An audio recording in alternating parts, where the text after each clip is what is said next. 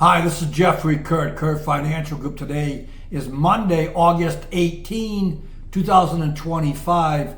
So much for taking the month off and concerning the news flow. Some important stuff going on this week, and it kind of bookends the week. You got the big meeting today on Monday, and then Powell on Friday.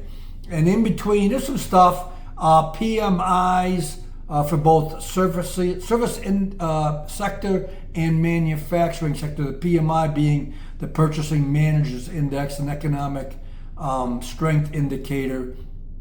And there are some earnings. The retailers are starting to report.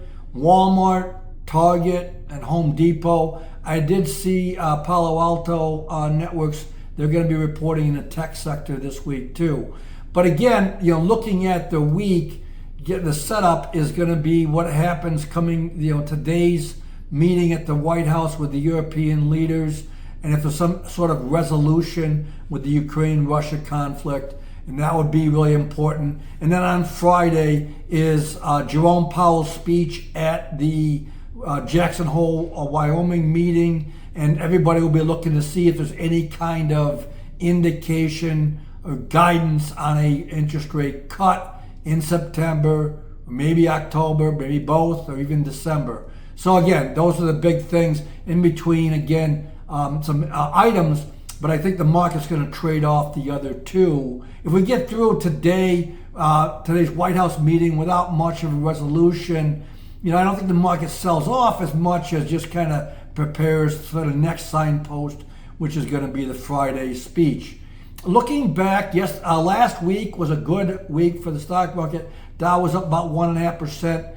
S&P and NASDAQ were up a little less than 1%, but the Russell was the big winner, up 3%. So the small caps outperformed last week.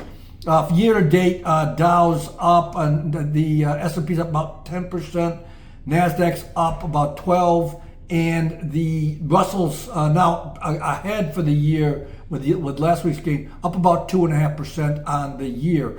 I'll finish up with the one thing: is the cryptocurrencies took a beating over the weekend and last week, with Bitcoin and Ethereum, being really weak and down quite a bit. I don't know if there's any news or any fundamentals driving this. I kind of look at it as a risk appetite measurement, and that the cryptos coming down again, led by perhaps the two biggest with Bitcoin and Ethereum. That may be a sign that the risk appetite for investors and traders may be coming down a little bit, and that may flow into the rest of the capital markets in stocks and bonds and like that. And stock market's flattish this morning. I'm doing this late morning, and again, we'll see. But there are some big events that could drive things. Again, primarily this morning and today with the White House meeting, and then the Powell speech on Friday. We'll be back on Wednesday. Thank you for listening. Have a good day. Thank you for listening. Goodbye.